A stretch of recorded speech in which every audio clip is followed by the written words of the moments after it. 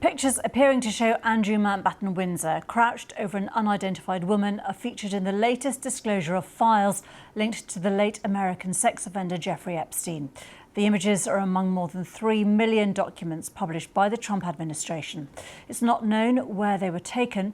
Mr. Mountbatten-Windsor has been asked for comment, but he hasn't responded. He's previously denied any wrongdoing. The US Justice Department said this was the final batch of material that would be published. John Sudworth has the details.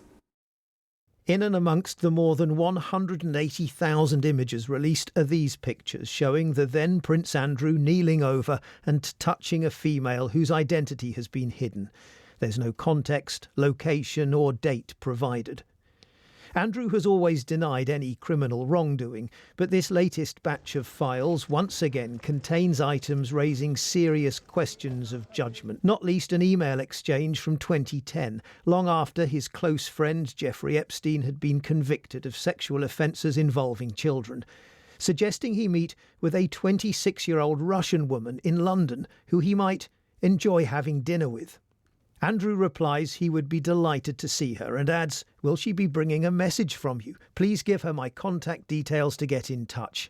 Epstein writes back, "She's 26, Russian, clever and beautiful, and yes, she has your email." We will continue reducing. The new files also contain further revelations about Peter Mandelson, who last year lost his job as British ambassador to Washington after it became clear his friendship with Epstein had been deeper than previously known. They include the claim that the sex offender sent Lord Mandelson's then partner, now husband, Ronaldo Avila da Silva, £10,000 to cover the cost of an osteopathy course. Lord Mandelson has described his friendship as a most terrible mistake and says he wasn't aware of Epstein's crimes. There's little, though, to pose a real threat to President Trump, apart from some unsubstantiated allegations which the FBI had already ruled out, nor, his administration says, anything to prove a wider conspiracy. But with so many documents withheld or redacted, Jeffrey Epstein's victims do not believe they've yet been given the whole truth. When the president signed the bill in November, it was to release all the files. All the files need to be released. They haven't been released. So that's what closure looks like. That's what justice looks like, whether anyone's prosecuted or not. Get the full information out there so the public, the survivors, and everyone can really know what's going on. With continuing calls for him to give evidence in America, Andrew Mountbatten-Windsor has yet to respond to the latest revelations, but he's always strenuously denied any wrongdoing. John Sudworth there. Well, the documents also include email correspondence between tech billionaire Elon Musk and Epstein. The new emails show that Musk, who's not been accused of any wrongdoing in the case, discussed travelling to Epstein's island on more than one occasion, including a 2012 trip where he asked Epstein, "What day/night will be the wildest party on your island?" There's no evidence that Mr. Musk ever did end up taking a trip to Epstein's island. Writing on X, he says, "No one pushed harder than me to have the Epstein files released, and I'm glad that has finally happened.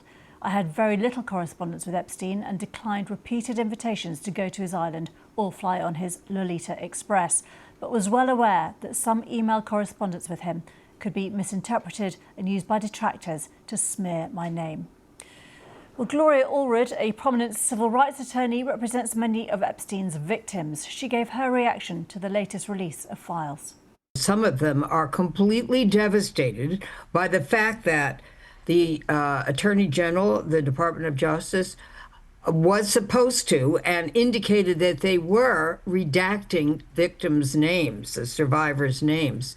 And yet, today, with the release of these more than 3 million files, many of the names of my clients who have been Jane Doe for many, many years were in fact published. And this is devastating to them. And we have to deal with that because, you know, they had little or no trust in the government. Now they have no trust in the government because the government has not earned that trust. And the Assistant Attorney General today, Todd Blanche, in his press conference said that he hopes that the release of the files will bring closure to the victims. This is ridiculous because they have devastated so many of these survivors by publicly releasing their names. At best, it was a sloppy job. At worst, it smacks of a cover-up. Gloria Allred there. Well, with me is our correspondent, John Sudworth.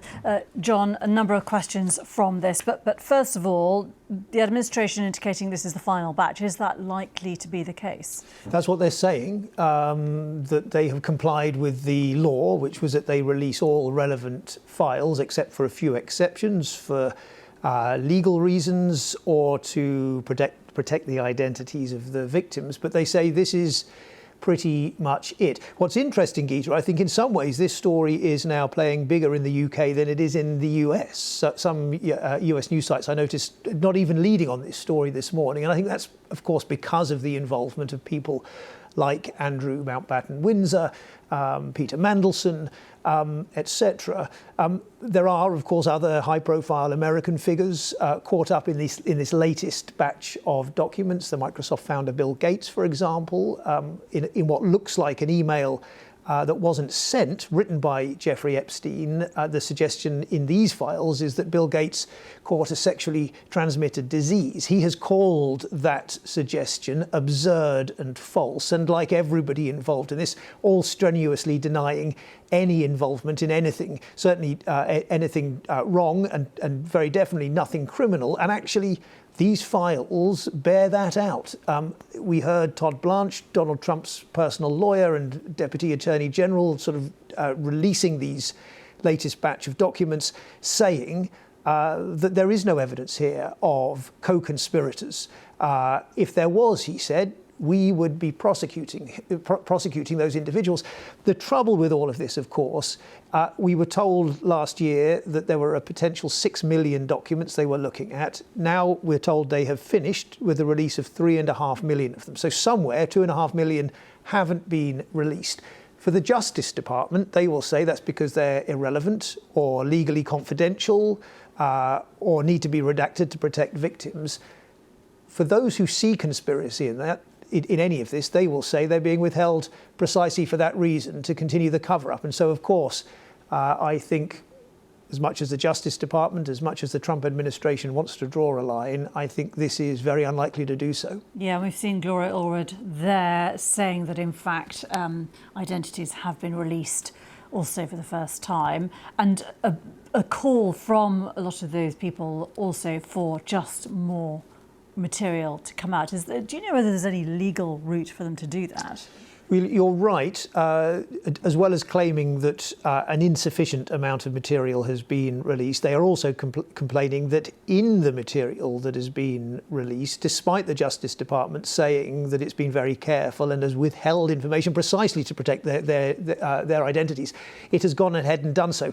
I haven't myself seen any documents where their identities have been revealed, but they are very unhappy about that. Legal avenues, very difficult. Ultimately, the law seemed to give the discretion to the Department of Justice to make those decisions about confidentiality and legal issues. But politically, at least, we can be absolutely certain this story isn't over. John Sudworth, thank you very much indeed for being with us.